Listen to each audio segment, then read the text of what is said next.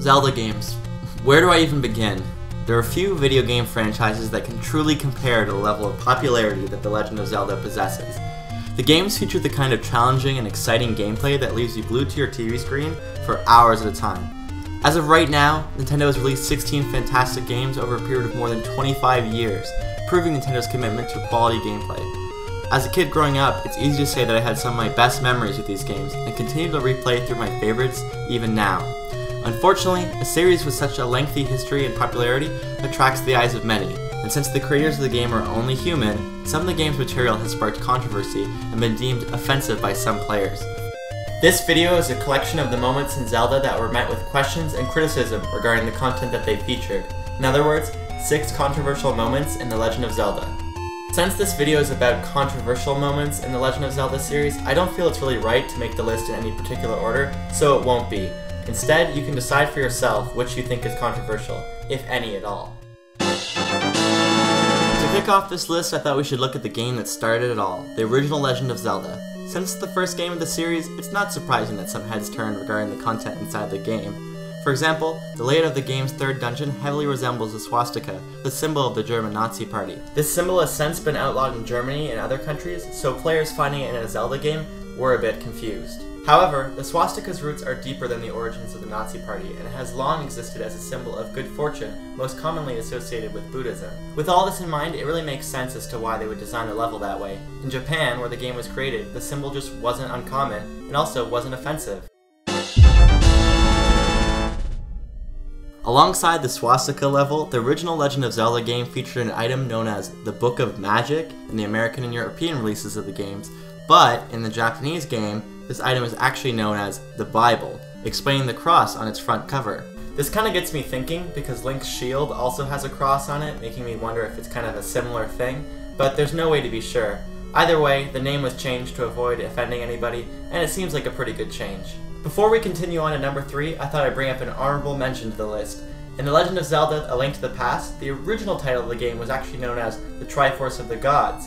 Much like in the Zelda 1, where the Bible was changed to the Book of Magic, here they changed it again because of religious controversy.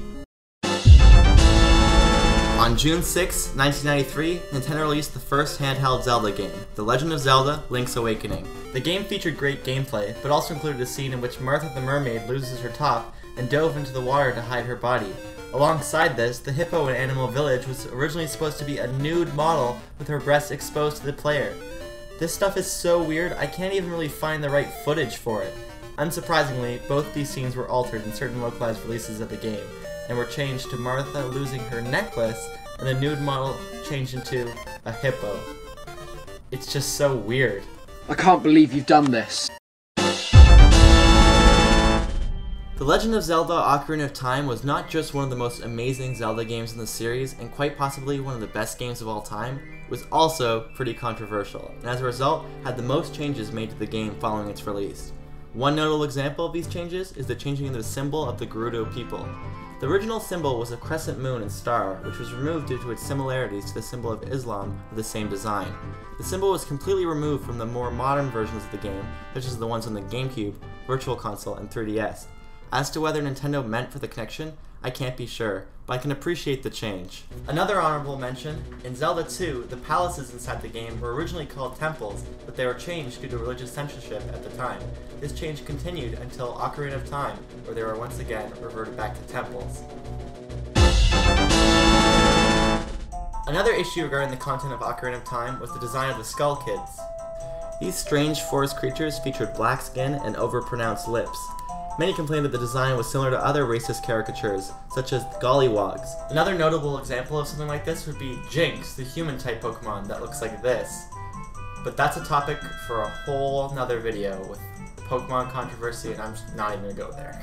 What both these characters have in common is that they both had changes to their design. In the case of the Skull Kids, the design was changed to resemble a scarecrow with a lighter straw-colored skin, depending on your copy, and a beak instead of lips, as seen here in Majora's Mask.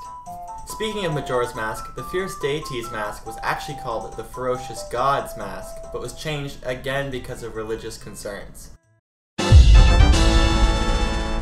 The final controversy in this video is the change of the Fire Temple theme in Ocarina of Time.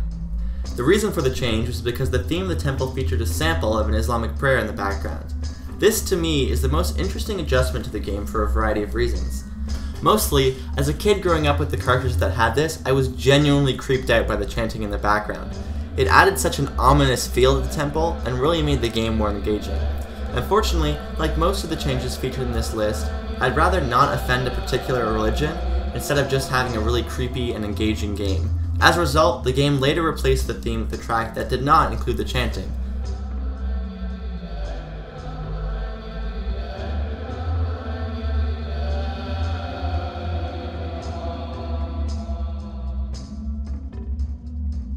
So that's all of them. I hope you guys enjoyed the video. I know some people might not be into games that are subscribed to my channel, but I'm still trying to figure out what exactly I want to do, and this is something that I was really interested in. So if you like it, subscribe, and make sure to check out my other videos. It's been a lot of fun, guys. Thanks a lot.